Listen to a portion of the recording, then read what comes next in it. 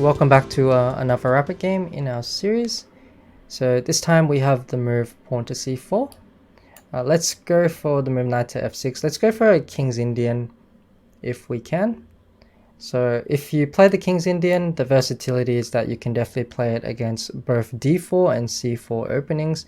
Most of the time when someone plays c4 and you play the King's Indian, they're actually going to try and avoid it by not playing d4, because that's the whole point of playing the English in the first place, to avoid these sort of certain mainline openings. But when they do avoid it, most of the time black gets a very comfortable setup. This, for example, should be relatively comfortable for black. The easiest way is just to take direct control over the center. Okay, so bishop g5, a very early played move.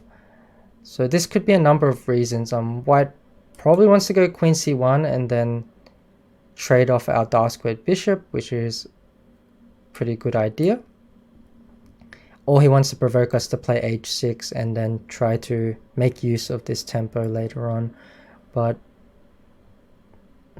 I think we can happily oblige. So we play e5. If queen to d2, we can always play knight to g4.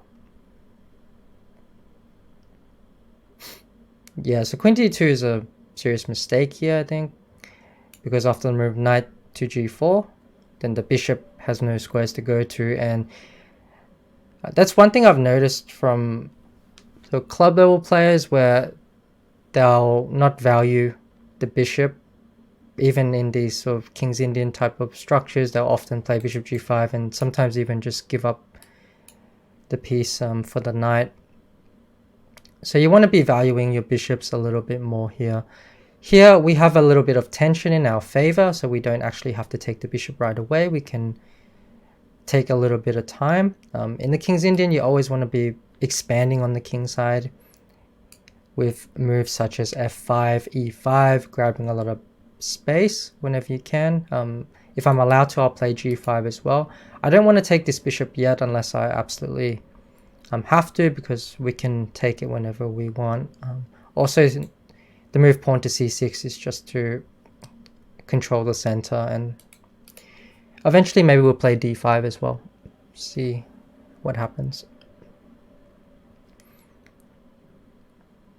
But at the moment I'm thinking queen e8, maybe g5, f4, attacking on the king side. Okay, so after h3, our knight is being attacked, so we will capture the bishop. And then we will bring our knight into the game. So we'll play here. White's plan is always to play b4, b5 in these positions. So just keep an eye out for that.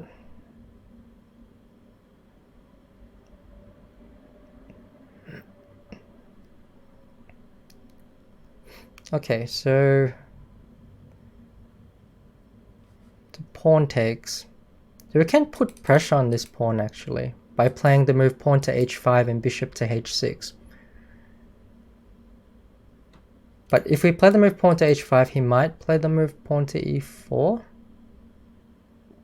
Maybe I just develop my knight first. Put my knight on f6, get it to a better square. So I defend this pawn.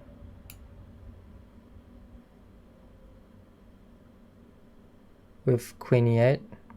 I could have also played king g7 actually, but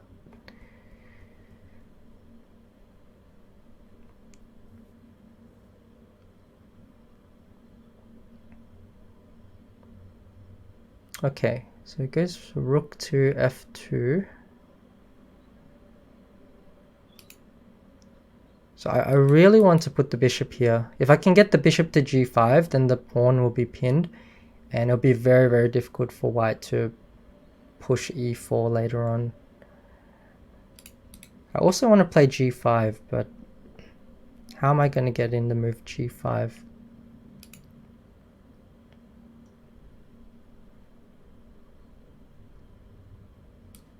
Also have knight f6. Knight f6, white doubles rooks.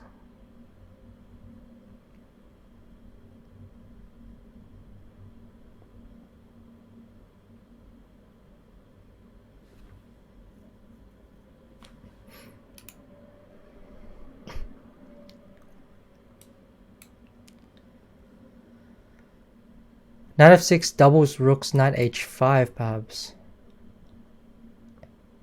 That looks really tempting. And if king h2, there's probably some crazy ideas involving pawn to e4. And then maybe sacrificing the knight, bishop to e5. That looks incredibly dangerous. I don't want to spend too much time here because there is no increment. So we'll go with knight f6.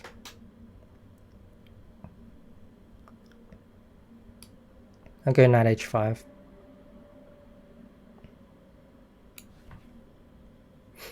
I don't see any tactical problems at all.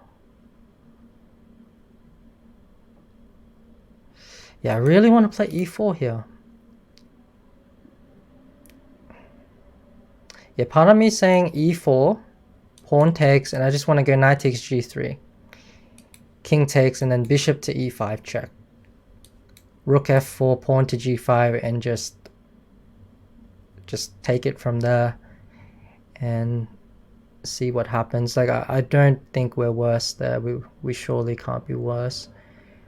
But it looks very, very complicated.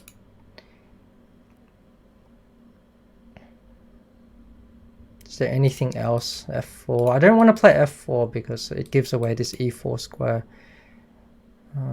We can also go takes and then bishop here straight away, but okay, I'm gonna go for it. So pawn takes, knight takes g3. This reminds me of an idea in the Benoni, a line in Benoni where black sacrifices a knight on g3 as well.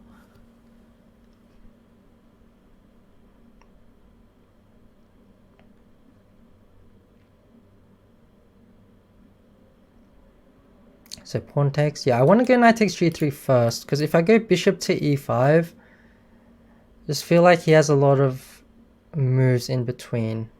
I could go rook f3, can play a couple different moves here.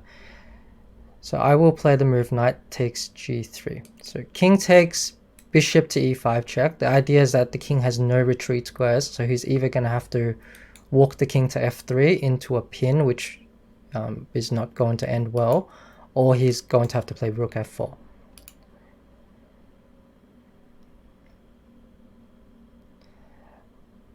There's no other in-between moves here for white, and the rook is being attacked, so I think he has to take. Like, if he doesn't take, bishop to e5 is just incredibly strong. Or even g5.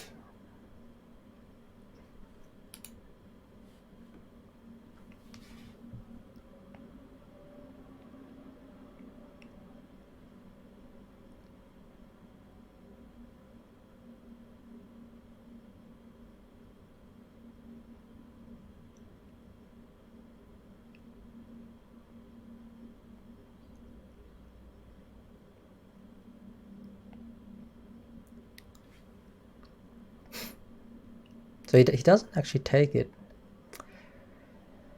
But I don't think this is critical, because now I can just take the rook.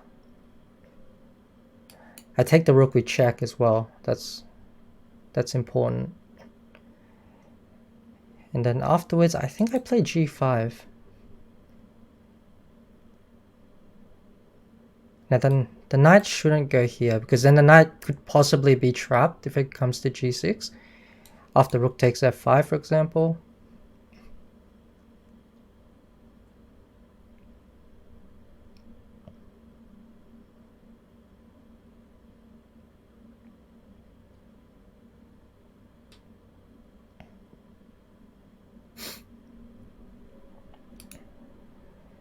Yeah, and I think taking here is probably not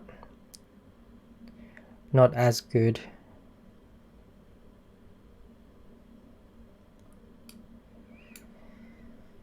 Play g5. Knight g6 we take with the rook. If queen takes d6 there, probably we just trade rooks and play our bishop somewhere. So I think we take.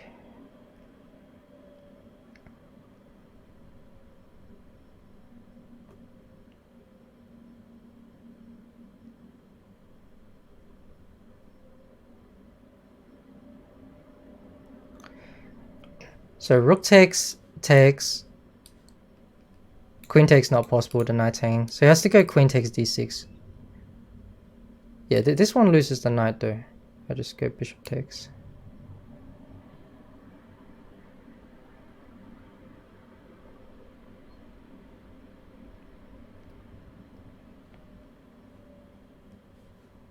Yeah, so we just take here.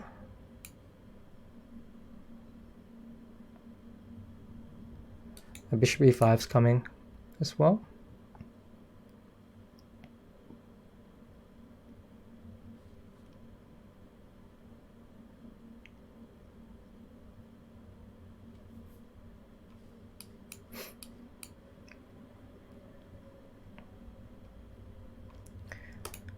Okay. It's curious if that attacking idea was actually working. Yeah, but definitely white should have played queen c1 here to attack the pawn. This way, if knight g4, you always have this retreat square. Because here black is very, very comfortable. Apparently queen g5 here is very, very strong as well. Queen g5, king h2, knight to f6 or king h7. Yeah, I can understand this because of the pin. It's very hard for white to move. After the move, queen to e8, rook f6. So let's get to the sacrifice. So e4 is actually not too bad. Actually wants to go bishop to e5 first, but what's wrong with this one, if anything at all? Takes, bishop check. So this is still playable. G5. It looks very, very good for us. Takes here on h4. We're probably going to win the exchange as well. King h1. Takes. Yeah, so black is up the exchange in this position, and it looks like black should be winning. We have some weaknesses on the king side we have to watch out for, but the extra material should be in our favor. But yeah, even bishop e5 first might have been an improvement. If rook takes, then you go knight takes, g3, rook takes, bishop takes. Okay, I can actually do it twice, so I can sack on g3, so that's something I missed there. And then after the king goes across, then you take here, king goes back. What is this so good? Yeah, we have queen here coming as well. And g5. Yeah, this is very, very bad for white. Even though he has two pieces, it's clearly not enough. But yeah, otherwise the rest of the game was fine for black. So I hope you enjoyed this game. Thanks for watching, and I'll catch you guys on the next one.